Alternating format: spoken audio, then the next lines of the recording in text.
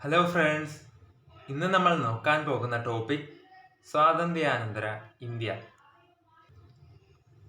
School ടെക്സ്റ്റിലൂടെ സ്വാതന്ത്ര്യാനന്തര India നേരിട്ട ഏറ്റവും പ്രധാനപ്പെട്ട രണ്ട് വെല്ലുവിളികൾ: ഒന്ന്, വിഭജനം; രണ്ട്, വിഭജനത്തെ തുടർന്നിട്ടുള്ള അഭയാർത്ഥി പ്രവാഹവും. അടുത്ത ക്വസ്റ്റ്യൻ: വിഭജനാനന്തരം സ്വതന്ത്ര ഇന്ത്യയിൽ അഭയാർത്ഥി പ്രവാഹങ്ങൾ ഉണ്ടാക്കാനിടയായിട്ടുള്ള സാഹചര്യം ഏത്? ഒന്ന്, ഇന്ത്യ പാകിസ്ഥാൻ വിഭജനം; രണ്ട്, ഹിന്ദുക്കളെയും സിഖുകാരെയും പാകിസ്ഥാനിൽ നിന്നും ഇന്ത്യയിലേക്കും മുസ്ലിങ്ങൾ പാകിസ്ഥാനിലേക്കും പലായനം ചെയ്തു. മൂന്ന്, രാജ്യത്തെ പ്രധാന ഇടങ്ങളിൽ വർഗീയ കലാപങ്ങൾ ഉണ്ടായി. കൽക്കട്ട, ബീഹാർ, നവക്കാലി, ദില്ലി, കാശ്മീർ എന്നിവിടങ്ങളിൽ കലാപം രൂക്ഷിതമായിട്ട് മാറി. അടുത്ത ക്വസ്റ്റ്യൻ: വിഭജനത്തെ തുടർന്ന് നാട്ടുരാജ്യങ്ങളുടെ സംയോജനം വലിയ പ്രശ്നമായിട്ട് ഉയർന്നത് എങ്ങനെ? നാട്ടുരാജ്യങ്ങൾക്ക് ഇന്ത്യയിലോ പാകിസ്ഥാനിലോ ചേരാനോ സ്വതന്ത്രമായിട്ട് നിൽക്കാനോ ഉള്ള അധികാരം ബ്രിട്ടീഷുകാർ നൽകിയതോടുകൂടിയാണ്. നാലാമത്തെ ക്വസ്റ്റ്യൻ: നാട്ടുരാജ്യങ്ങളുടെ സംയോജനത്തിനുള്ള ലയന കരാർ തയ്യാറാക്കിയത് ആര്? സർദാർ വല്ലഭായ് പട്ടേലും VP മേനോനും ചേർന്നിട്ടാണ്. നാട്ടുരാജ്യങ്ങളുടെ സംയോജനത്തിന് മേൽനോട്ടം നൽകിയ മലയാളി VP മേനോൻ. ആറാമത്തെ ക്വസ്റ്റ്യൻ: VP മേനോന്റെ പ്രധാന കൃതികൾ ഇന്റഗ്രേഷൻ ഓഫ് ഇന്ത്യൻ സ്റ്റേറ്റ്സും the transfer of power in India. India വിഭജനത്തെ ആധ്യാത്മിക ദുരന്തം എന്ന് വിശേഷിപ്പിച്ചത് ഗാന്ധിജിയാണ്. എട്ടാമത്തെ ക്വസ്റ്റ്യൻ: ഇന്ത്യ പാക് അതിർത്തി നിർണ്ണയിക്കാൻ ചുമതലപ്പെടുത്തിയ ഉദ്യോഗസ്ഥനാണ് സിറിൽ റാഡ്ക്ലിഫ്. ഒമ്പതാമത്തെ ക്വസ്റ്റ്യൻ: ഇന്ത്യയെ വിഭജിക്കുന്നതിനും സ്വാതന്ത്ര്യം നൽകുന്നതിനുമായിട്ട് മൗണ്ട് ബാറ്റൺ തയ്യാറാക്കിയ പദ്ധതിയാണ് മൗണ്ട് ബാറ്റൺ പദ്ധതി. ഇതിൻ്റെ മറ്റു പേരുകൾ നോക്കിയാൽ ജൂൺ 3 പദ്ധതി, ഡിക്കി ബോർഡ് പദ്ധതി, ബാൽക്കൺ പദ്ധതി എന്നൊക്കെയും അറിയപ്പെടുന്നു. പത്താമത്തെ ക്വസ്റ്റ്യൻ: മൗണ്ട് ബാറ്റൺ പദ്ധതി തയ്യാറാക്കാൻ അദ്ദേഹത്തെ സഹായിച്ച വ്യക്തി VP മേനോനാണ്. 11ാമത്തെ ക്വസ്റ്റ്യൻ: മുസ്ലിങ്ങൾക്ക് ഭൂരിപക്ഷമുള്ള പ്രദേശത്ത് അവർ ആഗ്രഹിക്കുകയാണെങ്കിൽ ഒരു പ്രത്യേക രാജ്യം അനുവദിക്കണം എന്ന ആശയം മുന്നോട്ട് വെച്ച പദ്ധതിയാണ് മൗണ്ട് ബാറ്റൺ പദ്ധതി. 12ാമത്തെ ക്വസ്റ്റ്യൻ: അധികാര കൈമാറ്റത്തിനായിട്ട് 1947 ആഗസ്റ്റ് 15 എന്ന തീയതി നിശ്ചയിച്ച പദ്ധതിയാണ് മൗണ്ട് ബാറ്റൺ പദ്ധതി. മൗണ്ട് ബാറ്റൺ പദ്ധതി പ്രകാരം നിലവിൽ വന്ന നിയമമാണ് ഇന്ത്യൻ ഇൻഡിപെൻഡൻസ് ആക്ട് 1947. 14ാമത്തെ ക്വസ്റ്റ്യൻ: സ്വാതന്ത്ര്യാനന്തരം ഇന്ത്യൻ യൂണിയനിൽ ലയിക്കാൻ വിസമ്മതിച്ച നാട്ടുരാജ്യങ്ങളാണ് ഹൈദരാബാദ്, ജുനഗഡ്, കാശ്മീർ. 15ാമത്തെ ക്വസ്റ്റ്യൻ: ഇന്ത്യ സ്വതന്ത്രമാകുന്നതിന് മുൻപ് നിലവിൽ ഉണ്ടായിരുന്ന നാട്ടുരാജ്യങ്ങളുടെ എണ്ണം 565. 16ാമത്തെ ക്വസ്റ്റ്യൻ: ജുനഗഡ് ജനഹിത പരിശോധനയിലൂടെയാണ് ഇന്ത്യൻ യൂണിയനിൽ ലയിച്ചത് എന്ന് 1948 ഫെബ്രുവരി മാസത്തിലാണ്.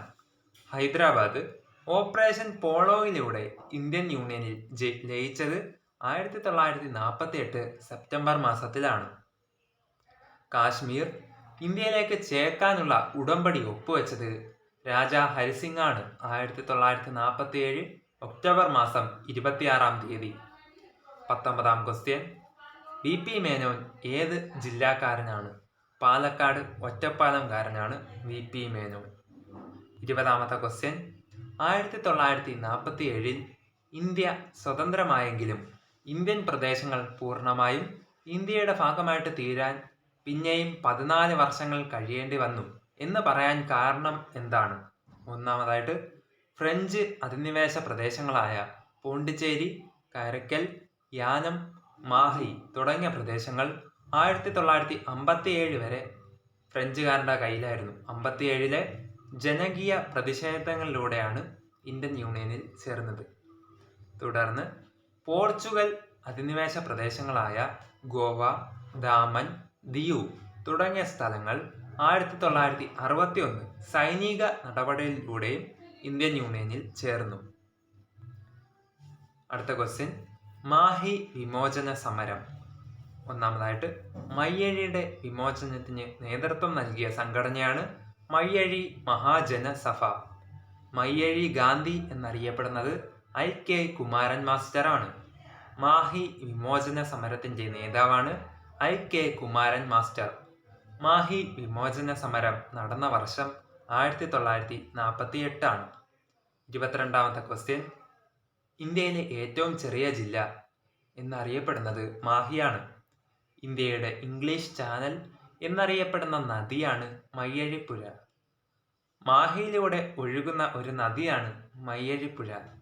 പുതുച്ചേരിയുടെ ഭാഗമാണ് മാഹി. അറബിക്കടലിനോട് ചേർന്ന് കിടക്കുന്നു. കേരളത്തിലെ കണ്ണൂർ ജില്ലയിലാണ് മാഹി സ്ഥിതി ചെയ്യുന്നത്. കേരളത്തിനുള്ളിലായിട്ടും മലയാള ഭാഷ സംസാരിക്കുന്നവരായിരുന്നിട്ടും പ്രാദേശികമായിട്ടും കേരളത്തിന്റെ ഭാഗം അല്ലാത്തതുമായിട്ടുള്ള ഒരു സ്ഥലമാണ് മാഹി.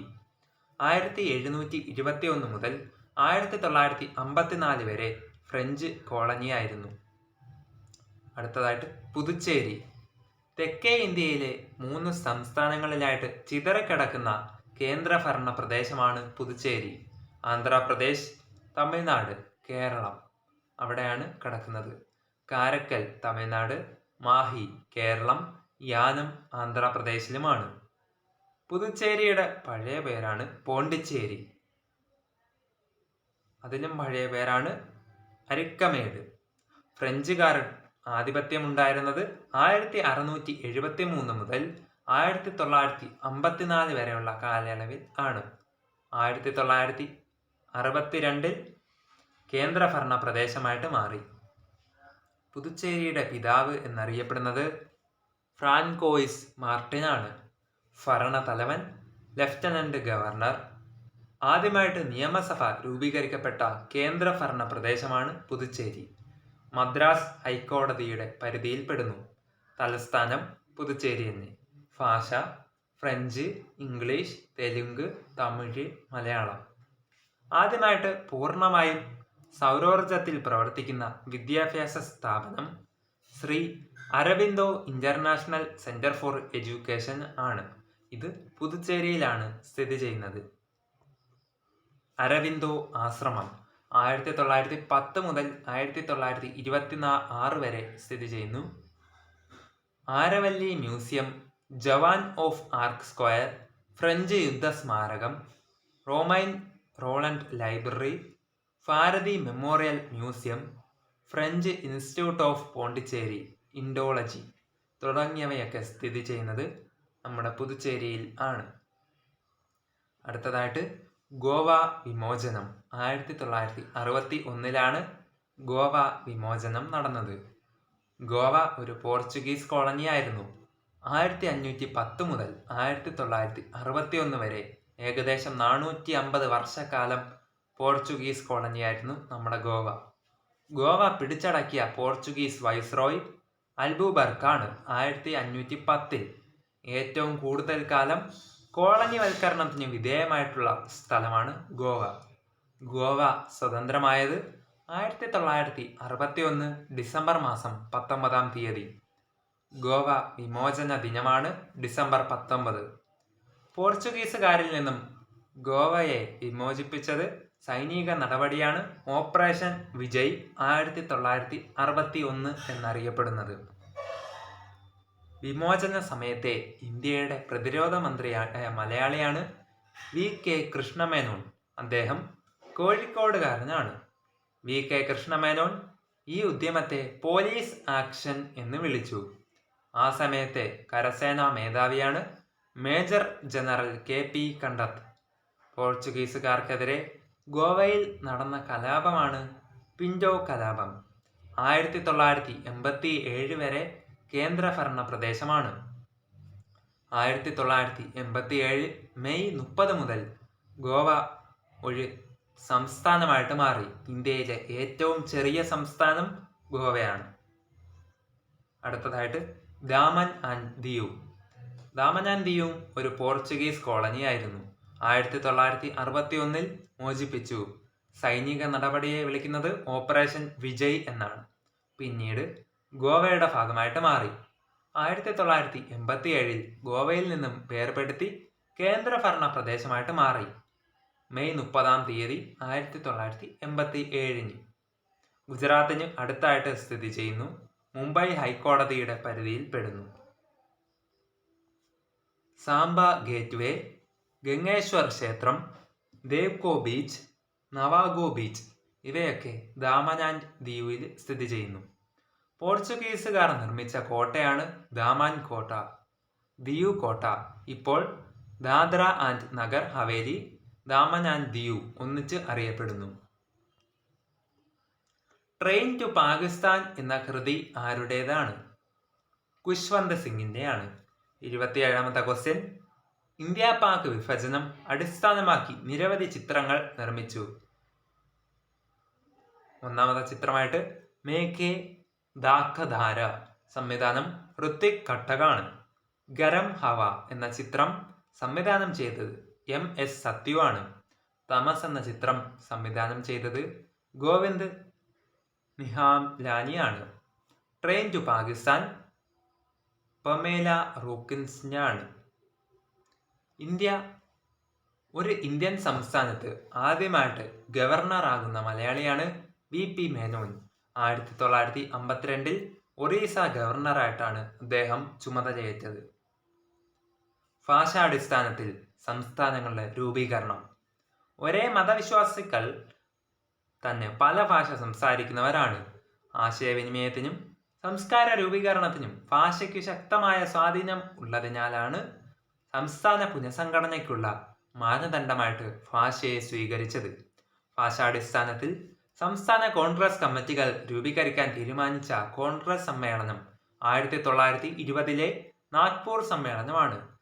1920 നാഗ്പൂർ സമ്മേളനത്തിന്റെ പ്രസിഡന്റായിട്ട് ചുമതലയേറ്റത് വിജയ രാഘവ ആചാര്യ ആണ്. 1948 ജൂൺ 17 ഭരണഘടനാ നിർമ്മാണ സഭയുടെ അധ്യക്ഷൻ ശ്രീ രാജേന്ദ്ര പ്രസാദ് സംസ്ഥാനങ്ങൾ രൂപവൽക്കരിക്കേണ്ടത് ഭാഷാ അടിസ്ഥാനത്തിലാണോ അല്ലയോ എന്ന് പരിശോധിക്കുന്നതിനായിട്ട് കമ്മിറ്റിയെ ആദ്യമായിട്ട് നിയമിച്ചു. SK ധർ കമ്മീഷനാണ് ഇത് പറയുന്നത്. SK ധർ, JN ലാൽ, പന്ന ലാൽ തുടങ്ങിയവരാണ് അതിൽ ഉണ്ടായിരുന്നത്. 1948 ഡിസംബർ മാസം 10 കമ്മിറ്റി റിപ്പോർട്ട് സമർപ്പിച്ചു. ഭാഷാടിസ്ഥാനം രാജ്യത്തിന്റെ വിശാല താൽപര്യങ്ങൾക്ക് അനുകൂലം ആവില്ല എന്ന് കണ്ടെത്തി. ധർ കമ്മീഷന്റെ കണ്ടെത്തലുകളെ കുറിച്ച് പഠിക്കാൻ JVP കമ്മിറ്റിയെ നിയമിച്ചു. നെഹ്റു, പട്ടേൽ, പട്ടാഭി സീതാരാമയ്യ ഇവരെയാണ് ആ കമ്മിറ്റിയിൽ ഉണ്ടായിരുന്നത്.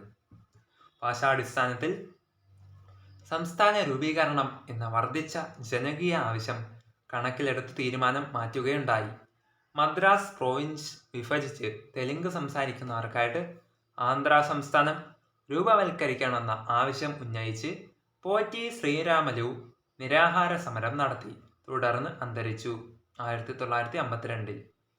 പ്രത്യേക ആന്ധ്ര സംസ്ഥാനം രൂപീകരിക്കണമെന്ന് ആവശ്യപ്പെട്ട് പ്രക്ഷോഭം നടത്തിയ പ്രസ്ഥാനമാണ് വിശാല ആന്ധ്ര പ്രസ്ഥാനം. പോറ്റി ശ്രീരാമലു എത്ര ദിവസത്തെ നിരാഹാരത്തെ തുടർന്നിട്ടാണ് മരണമടഞ്ഞത്? 58 ദിവസം. തെലുങ്ക് സംസാരിക്കുന്നവർക്കായിട്ട് ആന്ധ്ര സംസ്ഥാനം രൂപീകരിച്ച വർഷം 1953. തലസ്ഥാനം കൂനൂറാണ്. സ്വാതന്ത്ര്യത്തിനു മുൻപ് ഭാഷ അനുസരിച്ച് സംസ്ഥാനങ്ങളെ വേർതിരിക്കുന്നതിന് വേണ്ടിയിട്ടുള്ള സമരം നടന്നത് എവിടെയാണ്? ഒഡീഷയിൽ 1895. ഒഡീഷ ദേശീയവാദത്തിന്റെ പിതാവായ മധുസൂദന ദാസിന്റെ പരിശ്രമത്തിൽ 1936 ഒഡീഷ ഭാഷ അടിസ്ഥാനത്തിൽ രൂപം കൊണ്ട സ്വതന്ത്രപൂർവ ഇന്ത്യയിലെ ആദ്യ സംസ്ഥാനമായിട്ട് മാറി. 1953 ആന്ധ്ര സംസ്ഥാനം രൂപീകരണത്തിലൂടെ എത്ര ജില്ലകൾ ഉണ്ടായി? മദ്രാസ് സംസ്ഥാനത്തെ 16 ജില്ലകൾ ചേർന്നാണ്. സംസ്ഥാന പുനഃസംഘടനാ കമ്മീഷനെ നിയമിച്ചതാര്? നെഹ്റു ആണ്. വർഷം 1953. സംസ്ഥാന പുനഃസംഘടനാ കമ്മീഷൻ തലവൻ ഫസൽ അലിയും അംഗങ്ങളായിട്ട് വരുന്നത് HN ഖുസ്രു, KM പണിക്കരുമാണ്. ഫസൽ അലി 1953 കമ്മീഷനിൽ അംഗമായ മലയാളി സർദാർ KM പണിക്കരാണ്. കാവാലം മാധവ പണിക്കർ. ഫസൽ അലി കമ്മീഷന് നേതൃത്വം നൽകിയതാര്? ഗോവിന്ദ വല്ലഭ പന്താണ്. ആഭ്യന്തരമന്ത്രിയായിരുന്നു അദ്ദേഹം. ഫസൽ അലി കമ്മീഷൻ റിപ്പോർട്ട് സമർപ്പിച്ചത് എന്ന്? 1955 സെപ്റ്റംബർ മാസം 30. 1956 ഓഗസ്റ്റ് 1 ബില്ല് പാസാക്കി. 1956 നവംബർ 1 സംസ്ഥാന പുനഃസംഘടനാ നിയമം നിലവിൽ വന്നു. 14 സംസ്ഥാനങ്ങളും 6 കേന്ദ്രഭരണ പ്രദേശങ്ങളും 1956 നിലവിൽ വന്നു. അവയാണ് ആന്ധ്രാപ്രദേശ്, ആസാം, ബീഹാർ, ബോംബെ, ജമ്മു ആൻഡ് കാശ്മീർ, കേരളം, മധ്യപ്രദേശ്, മദ്രാസ്, മൈസൂർ, ഒറീസ, പഞ്ചാബ്, രാജസ്ഥാൻ, ഉത്തർപ്രദേശ്, പശ്ചിമ ബംഗാൾ. കേന്ദ്രഭരണ പ്രദേശങ്ങളായിട്ട് ആൻഡമാൻ ആൻഡ് നിക്കോബാർ, ഡൽഹി, മണിപ്പൂർ, ത്രിപുര, ഹിമാചൽ പ്രദേശ്. അടുത്തതായിട്ട് ലക്ഷദ്വീപ്, മിനിക്കോയ് ആൻഡ് അമിൻഡിവി ഐലൻഡ്സ്. ഭരണഘടനയുടെ 7ാം ഭേദഗതി നിയമം 1956 പ്രകാരം ഭരണഘടനയുടെ 4 ആർട്ടിക്കിൾ ഉപയോഗിച്ചിട്ടാണ് സംസ്ഥാന പുനഃസംഘടനാ നിയമം നടപ്പിലാക്കിയത്. അമരജീവി എന്നറിയപ്പെടുന്നത് പോറ്റി ശ്രീരാമലു ആണ്. ആന്ധ്ര സംസ്ഥാനം നിലവിൽ വന്നത് 1953 ഒക്ടോബർ മാസം 1 തീയതി. ഇന്ത്യയിലെ 15ാമത് സംസ്ഥാനമായിട്ട് നിലവിൽ വന്നത് ഗുജറാത്താണ്. 1960 മെയ് മാസം 1 തീയതി. തെലങ്കാന സംസ്ഥാന രൂപീകരണ കമ്മീഷനാണ് BN ശ്രീകൃഷ്ണ കമ്മിറ്റി. തെലങ്കാന സംസ്ഥാനം രൂപീകരിച്ചത് 2014 ജൂൺ മാസം 2 തീയതി. ഇന്ത്യയിൽ ഇപ്പോൾ 28 സംസ്ഥാനങ്ങളും 8 കേന്ദ്രഭരണ പ്രദേശങ്ങളും ഉണ്ട്. ന്യൂഡൽഹി ഉൾപ്പെടെ. 25ാമത് ഇന്ത്യൻ സംസ്ഥാനം ചണ്ഡീഗഡ് ആണ്. 2000 നവംബർ 1 നിലവിൽ വന്നു. 26ാമത്തെ സംസ്ഥാനം ഉത്തരാഖണ്ഡ്. 2000 നവംബർ 9 നിലവിൽ വന്നു. 27ാമത് ഇന്ത്യൻ സംസ്ഥാനം ജാർഖണ്ഡ് ആണ്. 2000 നവംബർ 15 നിലവിൽ വന്നത്. 28ാമത് സംസ്ഥാനമായിട്ട് തെലങ്കാന. 2014 ജൂൺ മാസം 2 തീയതി. ജമ്മു ആൻഡ് കാശ്മീർ കേന്ദ്രഭരണ പ്രദേശം ആയത് 2019 ഒക്ടോബർ മാസം 31 തീയതി. ലഡാക്ക് കേന്ദ്രഭരണ പ്രദേശമായിട്ട് മാറിയത് 2019 ഒക്ടോബർ 31. Thank you.